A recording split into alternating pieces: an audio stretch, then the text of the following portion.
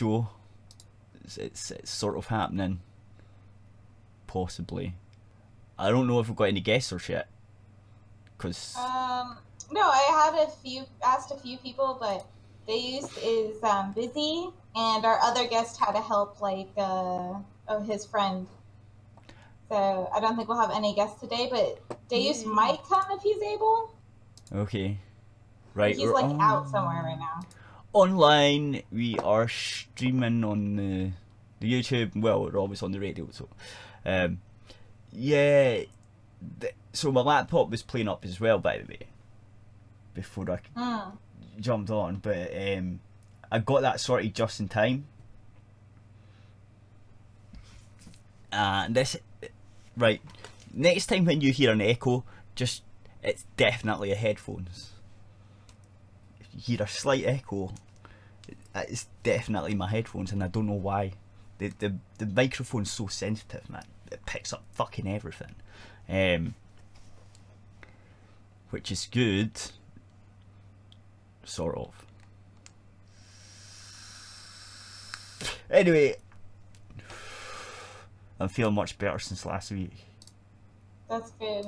I was dead for like 4 days. It's like, nah, fuck that. I wasn't even getting up. It's just like, nah. And I wouldn't have done the show last week, but that fucking Andy said he was coming on, so. He's a bad man. I was not happy. It's not. Okay. What do you have here? That's the Intel thing that everyone's talking about. It's actually not just Intel, but and that's why I tried to get Deus on here to talk about that. We should see if he's available to come on before we talk about that, and maybe just save that. What's wrong with me? Huh? Deus is my go-to computer person. But I know more about the newer computers than he does. I thought it would be good, like, if you two both talked about it and stuff. I'm fucking offended. Holy shit. Well, like, I'm sorry, I can't help you. I have this though. There was this news feminist. A feminist news Twitter? Feminist. Yeah, the Twitter account that like followed me, and I was like, oh, this is brilliant. So I grabbed one of their articles. I have also got. There's nothing about games. But I need to go through these fuckers because it keeps happening. Oh my god, it's happened again. 2 of them this time. Another 2 anti-Gamergate faggots have been thingied for basically harassment and shit. I'm not even surprised. I was never surprised. Like, those kind of people are creepy usually. So if they do something, I'm just like, yeah, he seemed really creepy. Why was it echoing there? That shouldn't have been happening. I don't know.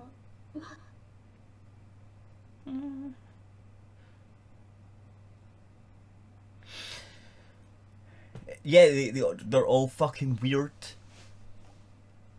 Yeah, that's how they usually come off.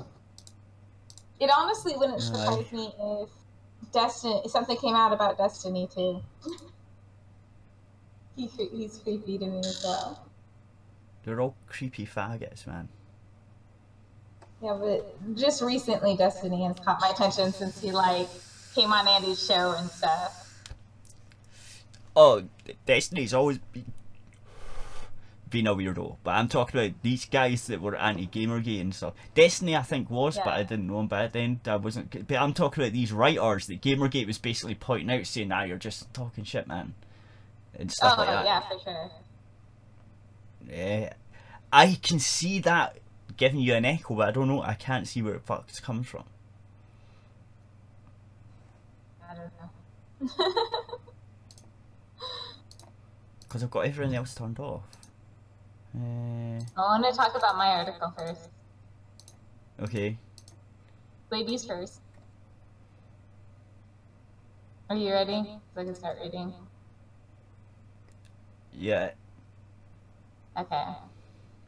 So this is like one of the articles that this feminist news Twitter had in their thing. So it's from like the Daily Beast, and it's from Colossal to Black Mirror: How Sci-Fi Slapped Down Geek Culture's Toxic Masculinity in 2017. So I thought this would be wonderful because geek culture has so much toxic masculinity in it, and it was on the rise in 2017. So, no, Colossal was marketed as a monster movie, and in fairness, there is a monster in it. It's just not the koju that decorates all the posters. Sorry if I pronounced that. Kaju. The monster that director Nacho Vigalondo has for us is a man. Ooh. The past year has seen the curtain pulled back on toxic masculinity. Okay. Particularly through film and TV, 2017's best film and shows have not just addressed the subject, but dismantled it through the very tropes that are so often associated with it. Colossal, Black Mirror, or even Star Wars: Last Jedi. Oh my god. All use emblems of geek culture and stereotypically male-dominated space to take it apart and to mark a sea of change in perception as to whom the properties are for. To be sure, Colossal is a strange movie. It's strange for how precedent it was of the way the political and cultural climate would change. It's strange for how quickly it was forgotten after its release, and it's strange in how definitely and subtly it uses giant monsters to tell a story that's much more complicated than it appears. I didn't watch this, so I didn't watch Colossal. I chose not to watch Star Wars: The Last Jedi, very much so. Was not gonna go see that. Anne Hathaway stars in Gloria, a woman struggling with alcoholism who, after losing her job, moves back to her hometown. At first, the setup seems fairly typical. Upon her enormous return. Hello? Hello? Yes. I'll just test in. Very good. She meets up with an old childhood friend, Oscar, who immediately makes himself a part of her life, helping her set up her house, offering her a job at his bar. Then comes to the first twist. Gloria is the house of several... I really messed about with the mic setting, so it was all quiet and like just listening to you in the background, and I finally whatever was happening, okay, it was something to do with the freaking USB mixer, and I basically switched off and back on again. Oh, okay. So I still think I hear a slight echo. But I'm not sure. No, you don't. Anyways, there's this several kaju, I don't know how to pronounce that word. Attacks on Seoul. Each time she steps foot in an old playground, so too does a giant monster step foot into Seoul. For most movies, this would be about as far as things would go, but Colossal has a second trick up its sleeve. Again, the monster isn't the Keiju, it's Oscar. So much of his behavior that should be sending up red flags as to how manipulative and controlling he is are things that audiences have been conditioned to perceive as nice or otherwise amenable. It's only when he starts getting violent and the entire picture becomes clear, and Colossal rebuilds itself as a story not about supernatural happenings, but about abuse and toxicity. Like every superhero narrative, it's not the super part of it that's the point. It's the storytelling means to an end. The new season of pulls off a similar feat, through and through a much more obvious lens in USS Callister. Widely considered to be the best of the new crop, a Star Trek-like show gives way to nightmare scenario. As it turns out, the show we're watching isn't a show, but a game being played by Robert Daly. In the game, he's a dashing space captain, but in real life, he's an awkward programmer, the classic misunderstood nerd and, quote, nice guy. Like Colossal, there's a bait and switch. Daly isn't nice at all.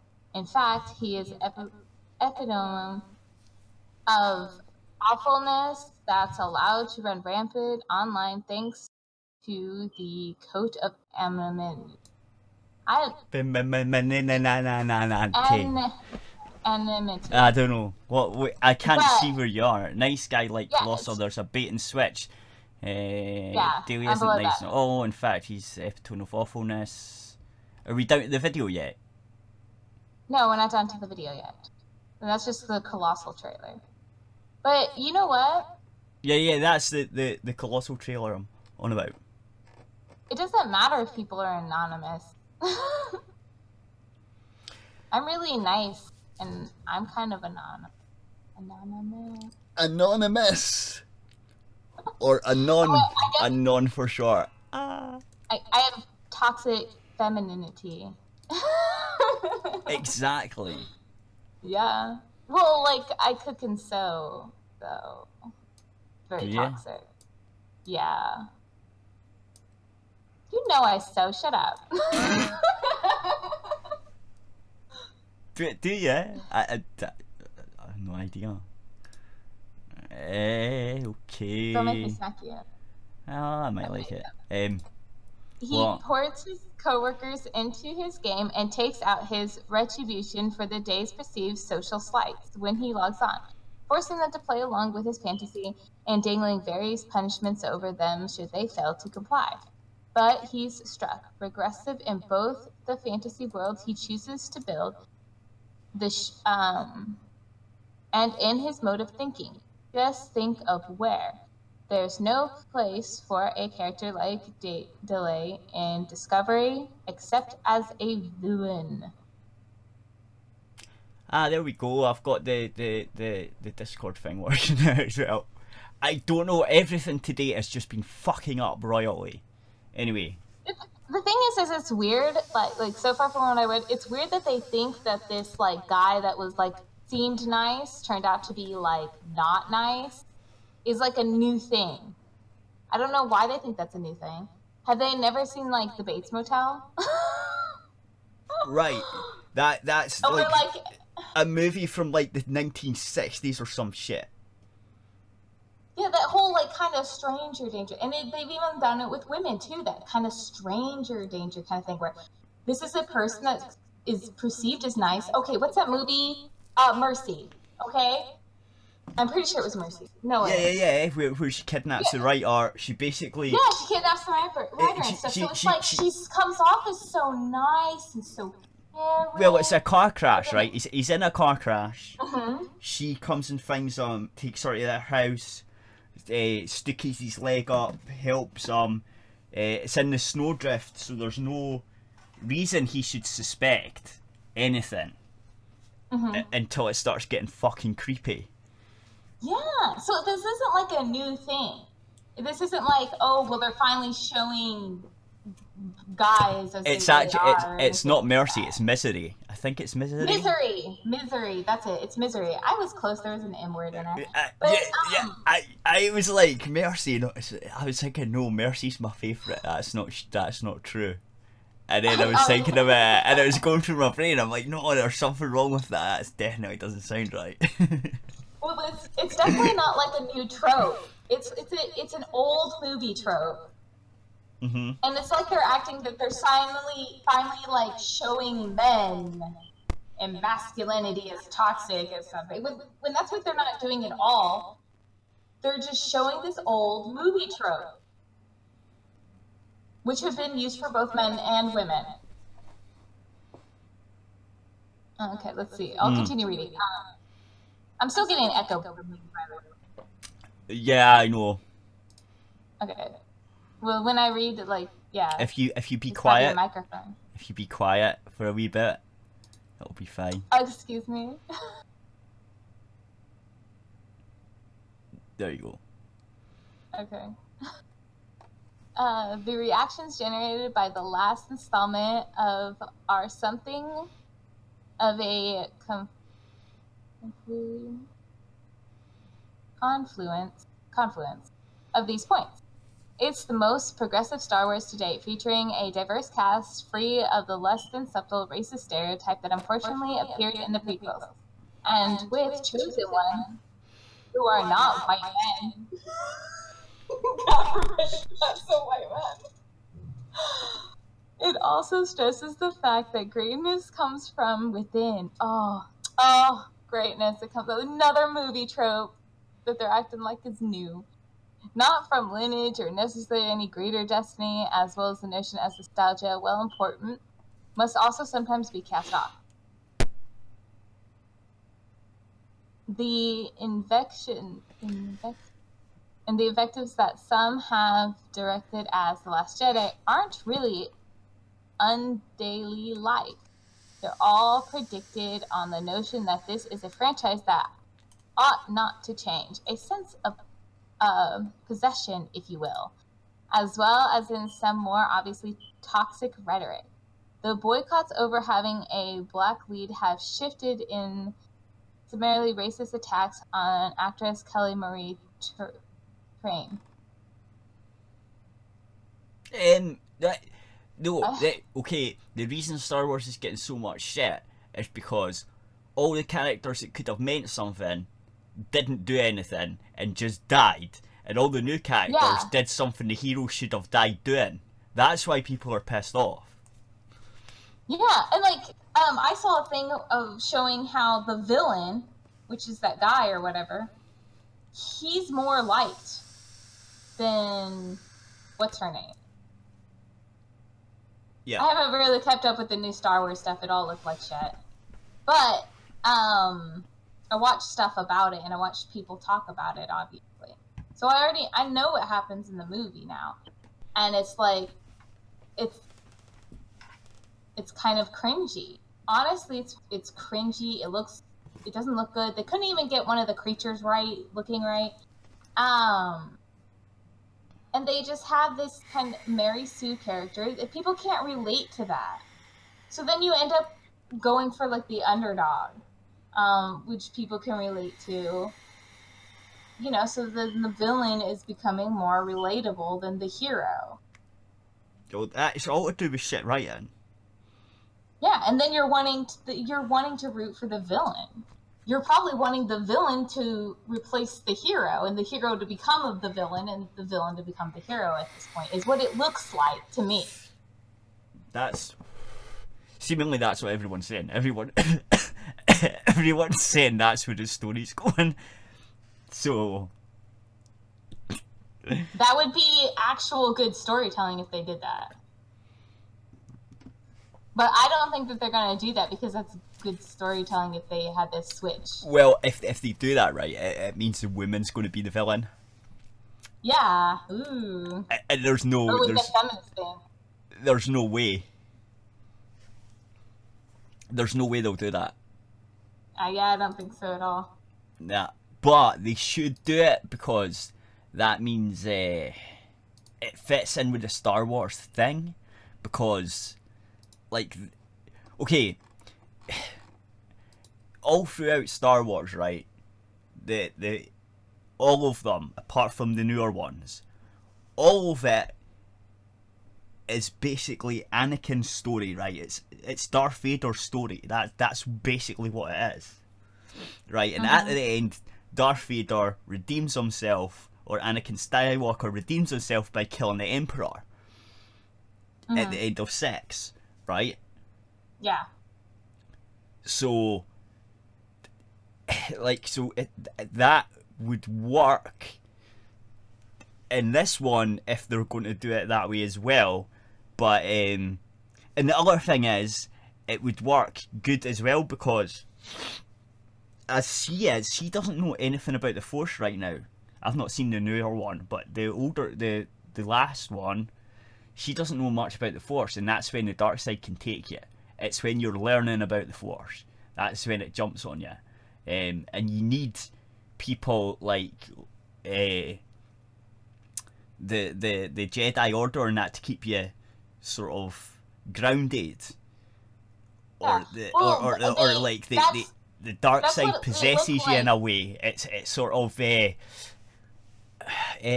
what it looked like. Seduces you, right?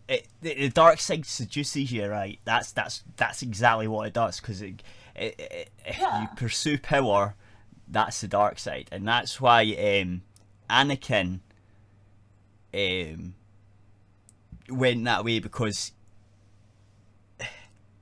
his master Obi-Wan was just a master. He had just come out of his training, and a lot of them were saying, no, he's too young, you can't take him on as an apprentice right now, you've not done enough to, you can have an apprentice, but we don't think he's the right one for you because he's too young. He was too old.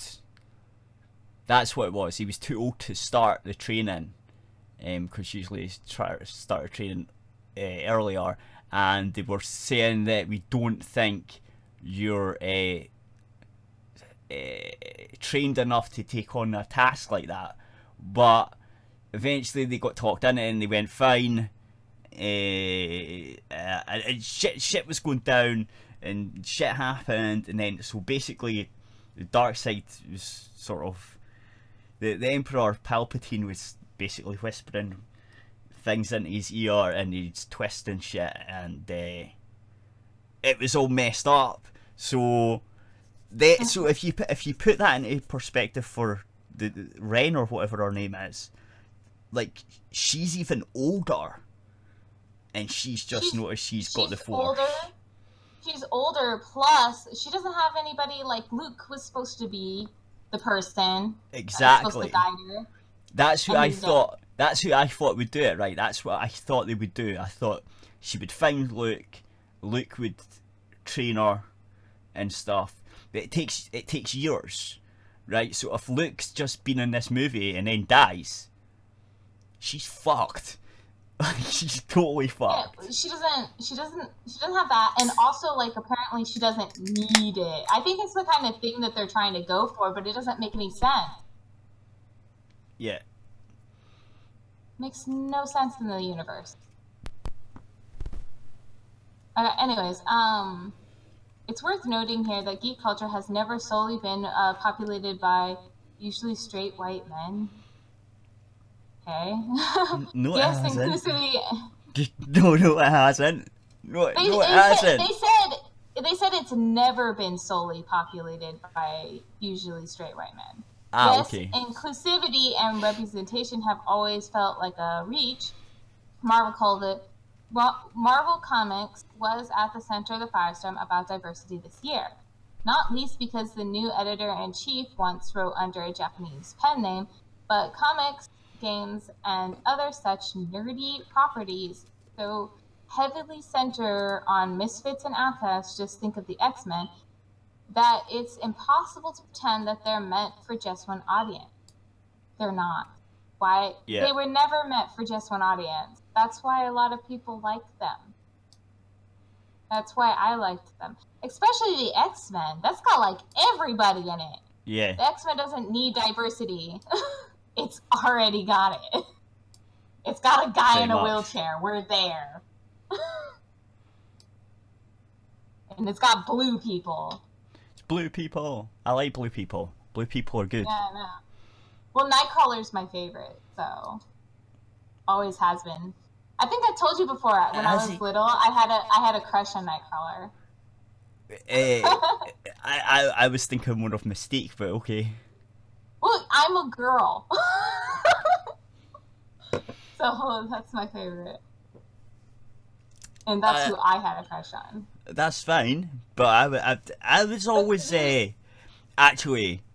That was definitely my favourite. Was definitely Wolverine. Yeah. Yeah. Like, he's got fucking claws and shit. It's like, yeah, I'll finish it. I think this is the last paragraph on this. Okay. Luckily, many of this year's films and shows have spoken to this on a broad level. The thing about that, though, in that statement, is that many of the shows and films have been canceled, have been not done very well, especially Last Jedi. It's like the worst of all the Star Wars movies. Seemingly, people have been saying that. I've not seen it. So. And then, which is like surprising to me, because Jar Jar Binks isn't in it. And that was the worst to me. Actually, people have got... Oh, God. People have got a really fucking awesome backstory. Not backstory, but like added story to make Jar Jar actually sound cool as fuck.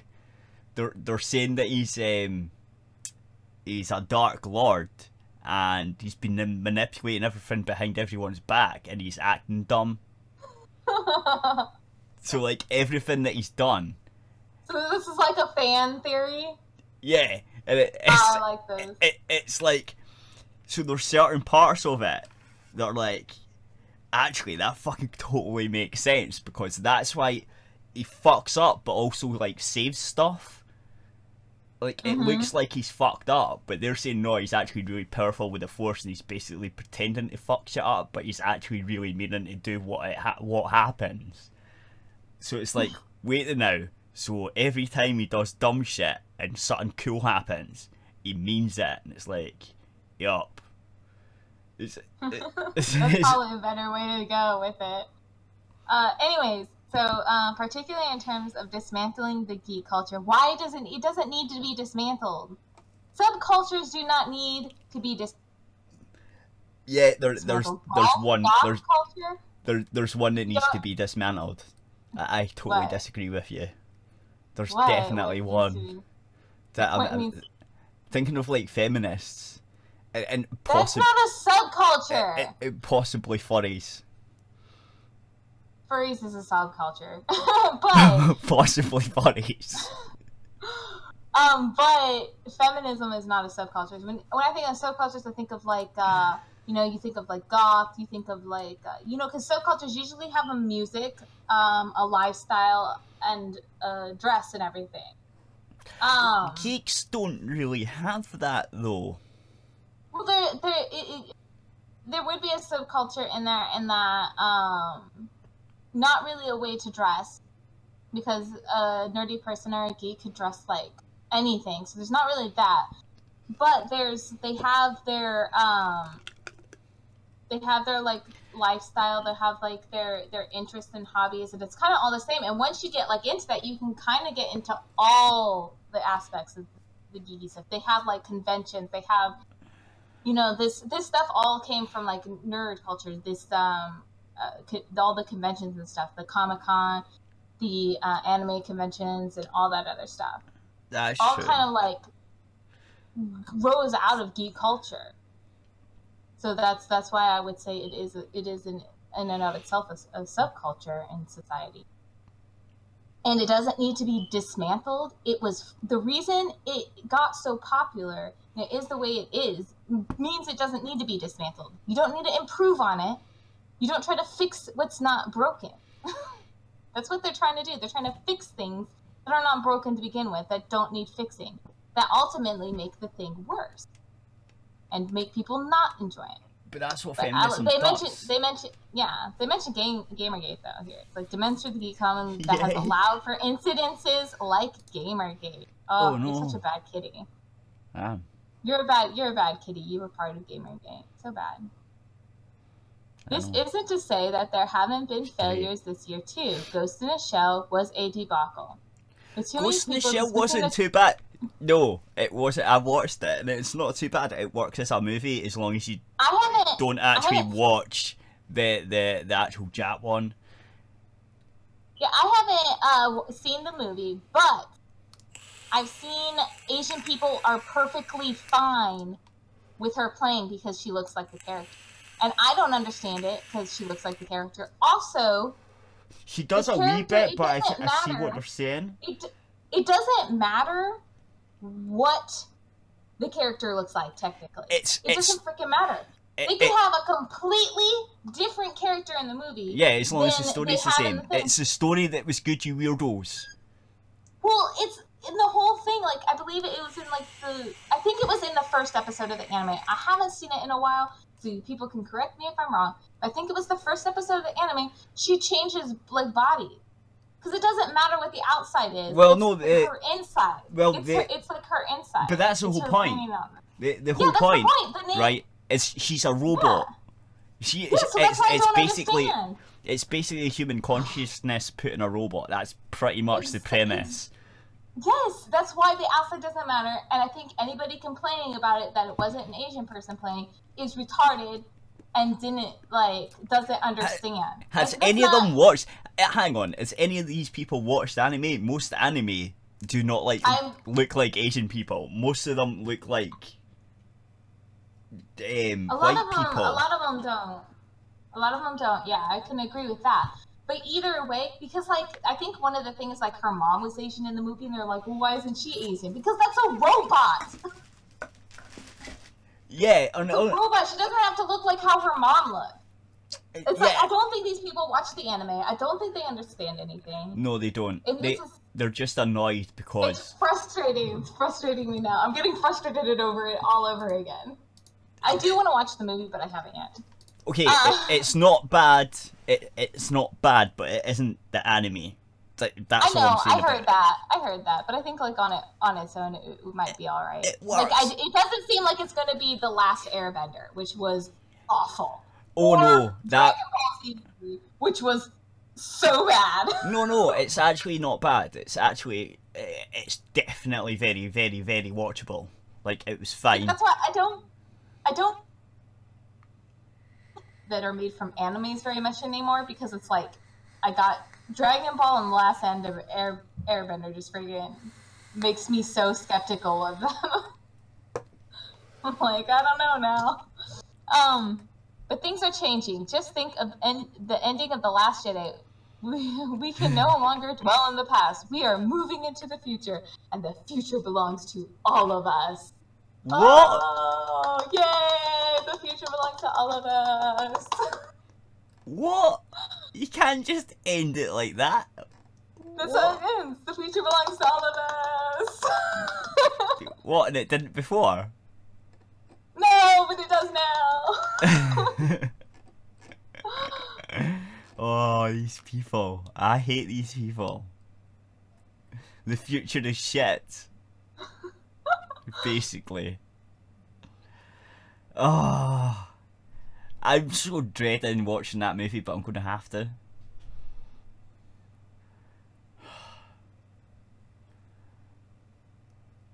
I could just put in Ghostbusters in there. Have you seen the new Ghostbusters? I haven't. I watched it for 10 minutes and had to switch it off. No, I am not going to watch that. That looks awful. It's awful. Just I was man, the Last Jedi trailers look awful. No. This is no. I could actually stomach that, right? That I watched 10 to 20 minutes of it, and I was this is the worst thing I've ever seen. No, I saw it's not funny. Plus, they were trying to shove it down our throats, and I don't like that.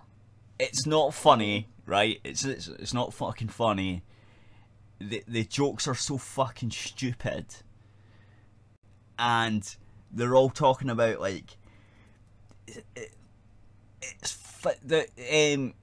it didn't even happen in the last Ghostbusters, but I don't know why they thought it would be a good idea to do, apart from being sexist as fuck, right?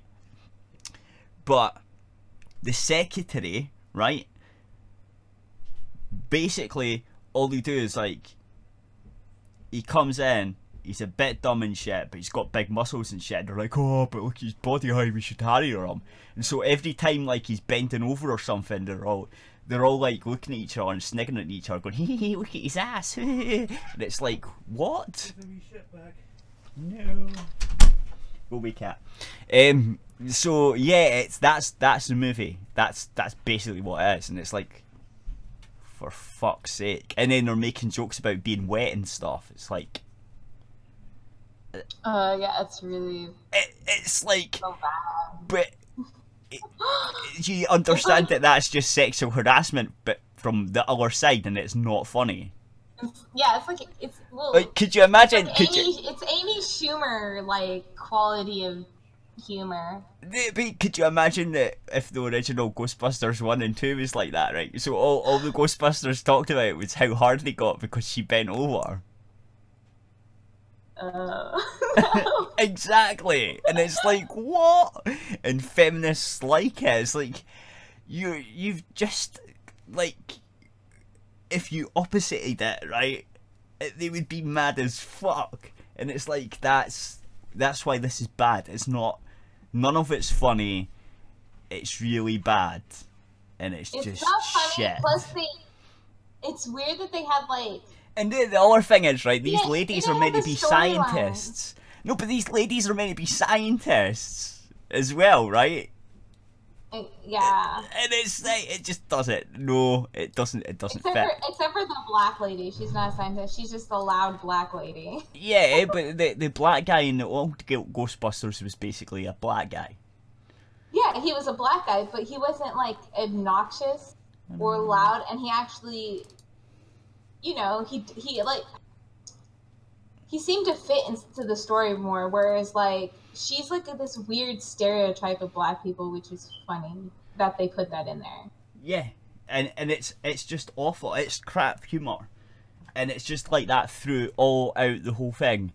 And I was, like, 20 minutes in, I was just like, I can't anymore. This is not even good. This is shit. And it was just not even attempting it, because, like, for one, they had, like, the script and everything is, like, out there, and they had basically the other Ghostbusters at least had, like, villains, like, actual villains, but this one's just, like, the logo's the villain. That's so dumb. Like, that is so retarded. I can't even. Be back in a second, and then basically tell YouTube that it's going off soon, because it's going off now as soon as I get back. Wait, what do I? Cat. I'm not supposed to do until you come back. Fine, go away. Let's see here. Where's my other? Okay, so I didn't want to start a new article because I have to go make food now. Cat needs to come back. And then come back. Gonna listen to me sing now. He's probably feeding his cat. Does anybody else have cat? Anybody like cat? Cat ladies are probably feminists. Let's be honest.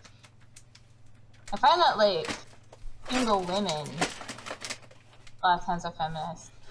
Fucking hell. Maybe that's a problem. They need some D. Right, I'm back. But they can't get a man because they got, like, hairy armpit. Ew. And, Ew. feminist. I just heard hairy armpits and I was like, ew. Yeah, well, I was like, feminists, I bet cat ladies are feminists. And I was like, because usually, a lot of times, feminists are kind of single. A lot of times. There's nothing wrong with cats. And then, no, there's nothing wrong with cats unless you have 50 of them and you're a lady living by yourself. That's weird. One's enough, man. Fuck's sake. There you go. And then, like, they're probably, so I'm gonna put this out there, but I bet, like, cat ladies are feminists. That's my theory. Most of them are. Yeah, that's what I think. I think most of them are. And then, and they need a man, but they can't get a man because they have hairy armpits. And 50 cats. Yeah. You're gonna have to do the show now. Like, you could do one of your articles, because I'm going to go make food. Yeah, I'm gonna. Time for me.